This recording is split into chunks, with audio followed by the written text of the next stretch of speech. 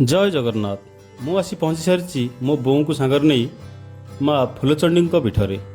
मंदिरटी खोर्धा जिला एवं नयागढ़ जिला बॉर्डर रे अवस्थित। मु जेतेबेले छोट थिली प्रति शनिवार को बोऊ सह माँ निकट को आसे, किंतु जेबेठू बाहर रहिली सेबेठू आसवा को चांस बहुत कम मिले। किंतु जेबे भी गाँ को आसे गोटे थर होना कहीं माँ निकट को निश्चित आसे। ये केवल मंदिर नुहे, मो बयसर पिलामानंकर अभुला स्मृति जमिति साइती हुई रही।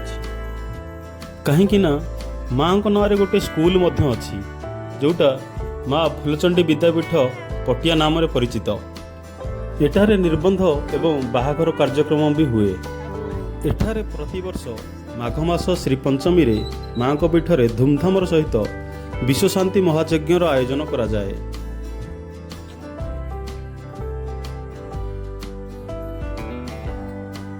आपण माने देखि पारुथिबे मंदिरर चारिपटे गछ लता बिल पोखरी किछि दूर रे पहाड़ सतरे जेते देखिले भी मन भरुनी। वर्षा ऋतु रे माँ पीठ सौंदर्य रे मन किणी निए।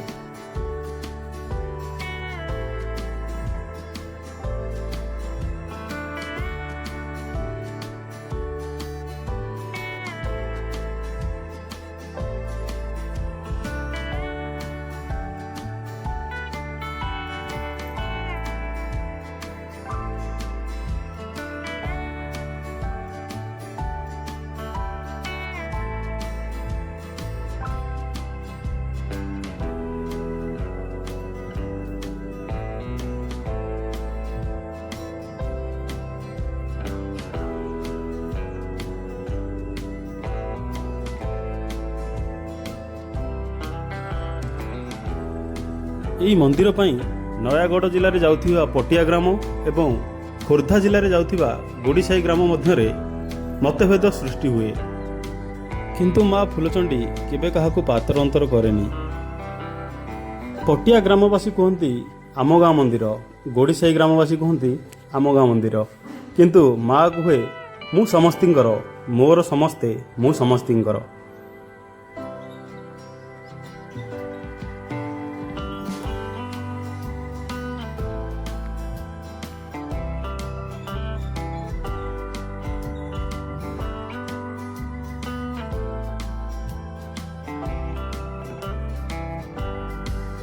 आपण माने जो टावरटी देखुछंती एटा पटिया ग्राम रे अवस्थित।